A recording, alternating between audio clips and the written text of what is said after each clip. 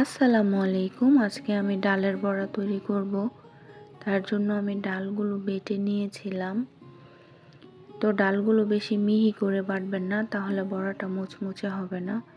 এবার ডালের মধ্যে পেঁয়াজ কুচি দিয়ে দিলাম, তারপর দিয়ে দিব রসুন কুচি। আর এখানে 2টার মতো রসুন ছিল। তারপর ছোট করে একদম কুচি করে কেটে কাঁচামরিচ। এবার দিয়ে দিব ধনিয়া পাতা, তারপর দিয়ে দিলাম লাল মরিচের গুঁড়া, হলুদের গুঁড়া, ধনিয়ার গুঁড়া দিয়ে দিব। এবার স্বাদ মতো লবণ দিয়ে সবগুলো উপকরণ হাতের সাহায্যে ভালো করে মিশিয়ে নেব। হাত দিয়ে মাখাতে হবে। আর আজকে আমার একটু ঠান্ডা লেগেছে, তার জন্য ভয়েস দিতে একটু কষ্ট হচ্ছে, জানি না কেমন শোনা যাবে। তো হাত দিয়ে ভালো করে মাখিয়ে নিব সবগুলো উপকরণ।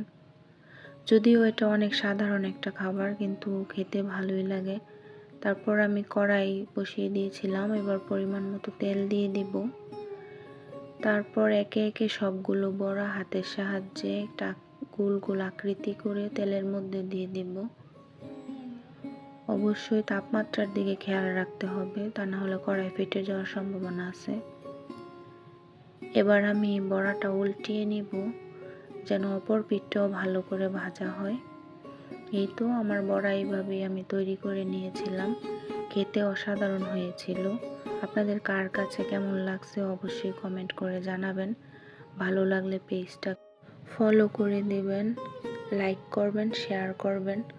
আমরা অনেক আশা নিয়ে একটা ভিডিও তৈরি করি, যদিও ভিডিওটা অনেক অল্প সময়ে দেখে ফেলেন, কিন্তু এটার পিছনে অনেক পরিশ্রম করতে হয়, ভয়েস দিতে হয়, এডিটিং করতে হয়।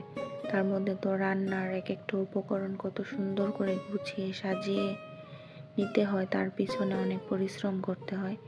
তাই আপনাদের কাছে আশা রাখবো অবশ্যই আমাদেরকে সাপোর্ট করবেন। বিশেষ করে যারা পুরনো ইউজার আছেন তারা নতুনদের পাশে থাকবেন। সবাইকে সবাই সাপোর্ট করবেন। অবশ্যই লাইক, কমেন্ট, শেয়ার করে দিবেন। সবাই ভালো থাকবেন, সুস্থ থাকবেন। আল্লাহ হাফেজ।